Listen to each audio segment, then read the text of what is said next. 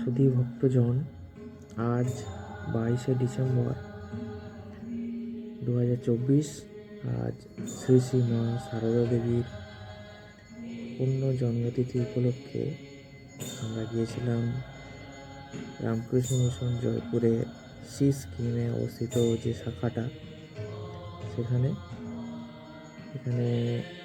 এই দেখছেন আপনারা, এই হচ্ছে তার এন্ট্রান্স গেট দিয়ে প্রবেশ করতে হয়।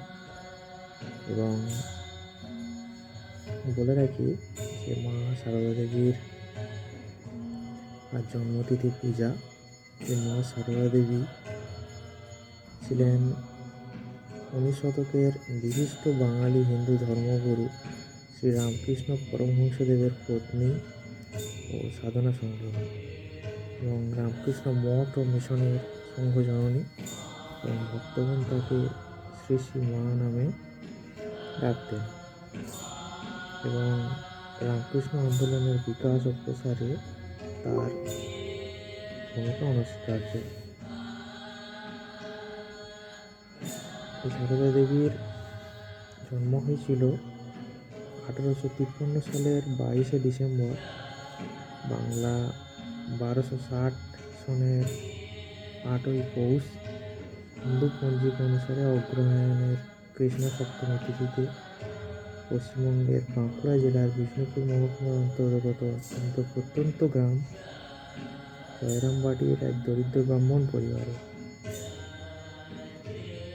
তার পিতা রামচন্দ্র মুখোপাধ্যায় এবং মাতা শ্যামা সুন্দরী দেবী ছিলেন অত্যন্ত ধর্মপরায়ণ।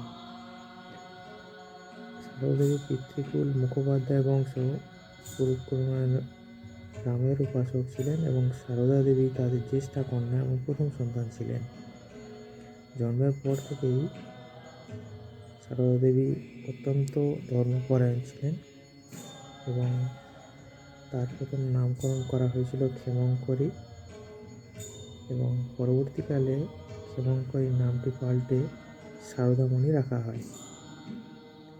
এবং তার বিবাহ সময় খুবই অল্প বয়সে তার বিবাহ সম্পন্ন হয়, এবং পরবর্তীকালে শ্রীরামকৃষ্ণদেবের প্রয়াণের পরে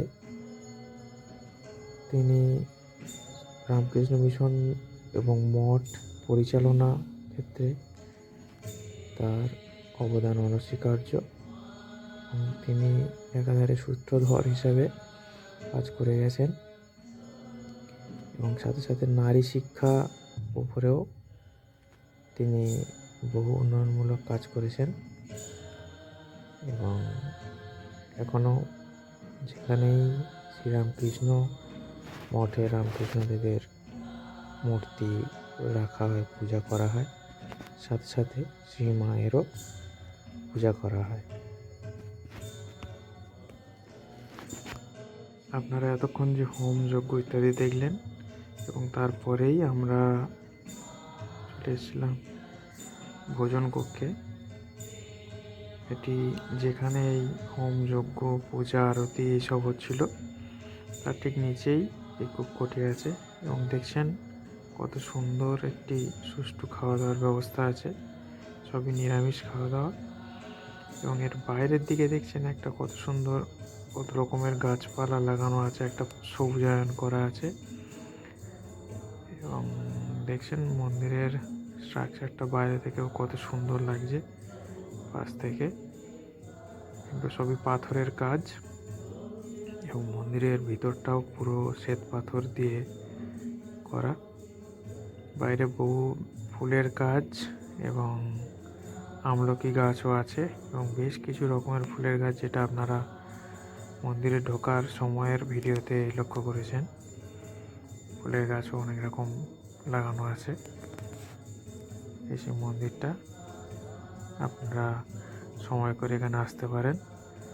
এখানে আসতে গেলে প্রথমে সি স্কিম আসতে হবে, জয়পুর থেকে সি স্কিম, খুব একটা দূরে নয়, কাছেই।